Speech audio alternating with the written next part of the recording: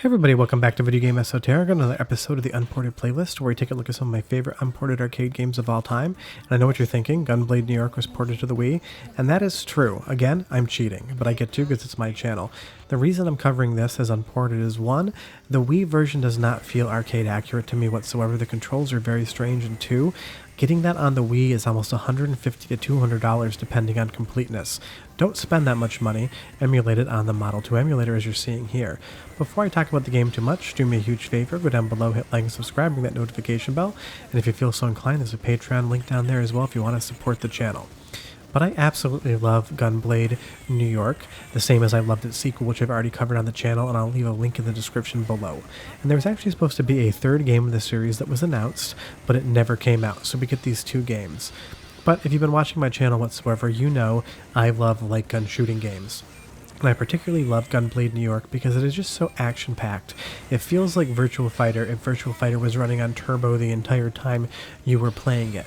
And I particularly love Model 2 era graphics because I was probably, 10 or 11 years old when Model 2 was really big in arcades. And I remember playing these games and comparing them to things I had at home and realizing I didn't think home video games would ever look this good. Obviously, I was wrong. The technology did eventually get good enough in the house to beat something like Model 2 or Model 3, but it would be many years. I was still playing Super Nintendo and Sega Genesis when something like this was in arcades, so you could imagine how amazing this looked to my kid brain. And I think it still looks great today. Model 2 and Model 3 do a great job with their art style, and it allows the games to age a little bit more gracefully than something like a Sega Saturn, a PlayStation 1, or a Nintendo 64 game. It just has that colorful look to it and really smooth textures. And you can definitely tell it's not pushing as many polygons as something like, PlayStation 2 or Dreamcast is concerned, but it just holds up really well. And because the game moves so fast, any little visual flaws or things that make it look aged, you're not going to be looking at them long enough to actually notice them.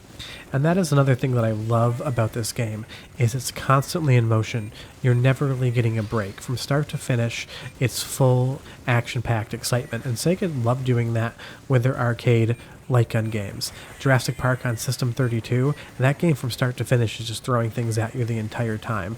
And I love that Sega liked doing that because it just makes it feel more fun. I love how the camera swoops and pans around the environment. One moment you're at street level with these big camera pans, and then 10 seconds later you're going to be 100 feet up in the sky fighting something like a helicopter. It just has a lot of fun things going on with it. And this is a game that I wish Sega would port to a virtual reality platform. Now, I'm asking a lot. They've never ported this outside of the Wii, and that version doesn't feel right control-wise to me.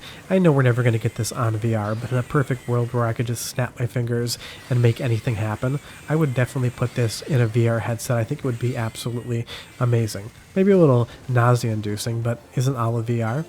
And you'll see there we've gotten through Area 2. This game isn't the longest game. The sequel does have a lot more content, but for 20 to 30 minutes of gameplay, this is going to be a great time. And that's why I love playing a lot of these arcade games in my spare time. I don't just play them for the channel, is that as I get older, as I get busier, sometimes I don't have 4 to 5 hours to put into a single gameplay session. Sometimes I have 30, 45 minutes and then I have to go do something else. It's games like this that allow me to feel like I just played a lot of video game in a short amount of time, and that's why I love arcade games, because normally you're start to finish in under an hour. And granted, of course, I do still sit down and play games for 5-6 hours. I've been playing a lot of Cyberpunk lately, and outside of the bugs that kind of stop my progress, I can sit there for 5 hours on a day off if I want to. But with arcade games, you don't have to. What I'm going to do now is just let you listen to a little bit of the music. It's got that great kind of virtual cop vibe to it. And I'll be back in about a minute. We'll talk more about Gunblade NY, but enjoy this next segment. And I'll be back in just a minute.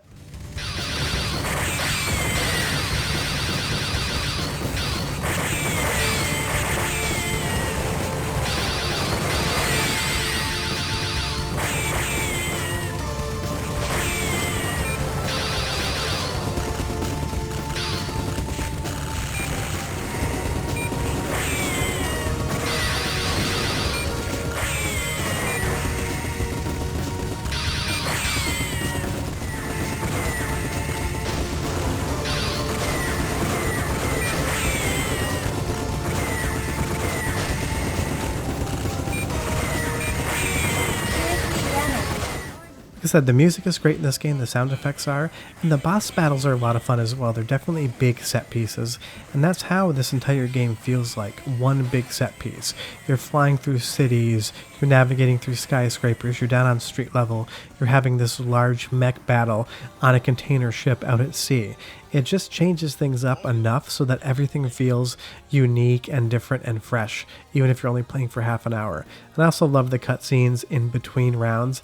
It kind of feels like a knockoff Top Gun sort of vibe to it, and it's just kind of hard. Moving on to the next area here, the Big Apple, it's the hard mode. This does have two different modes, easy and hard, and you can just basically consider them as levels. And honestly, the hard mode doesn't feel that much harder to me than easy. I'm sure it is there somewhere, but it's not like all of a sudden the game becomes infinitely harder. And of course, because we're emulating this, you don't actually have to put credits in the machine, so if you die a few extra times, does it really matter? No, you're not spending your 1990s lunch money that you've saved up all week to go to the arcades and play with. And here I do love another big set piece for going across the Brooklyn Bridge. I used to live in Brooklyn. I would walk across this on occasion if I felt like walking home from Manhattan versus taking the train on hot days. And I've never seen a battle like this happen on it, but it would be really fun in real life, like an action movie, if they were able to pull something like this off. And that's why I love the game. You know, I mentioned action movie. This feels like an interactive action movie, like a Michael Bay movie or something that would happen in Mission Impossible. And that's why I love the game so much. It's just like a gigantic action movie come to life. Now, I haven't seen an arcade cabinet for this in a very long time. A lot of the Model 2 stuff isn't in arcades anymore, except for the House of the Dead. That arcade cabinet they keep alive and keep running. I see like 3 or 4 of those a year. But you can bring this home and play it, because I call all these games light gun shooting games. But in reality, you'll see the reticle moving across the screen. This is an XY coordinate game.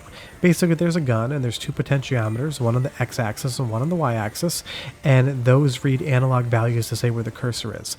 The same way that an old school mouse with an actual rubber ball on the bottom would.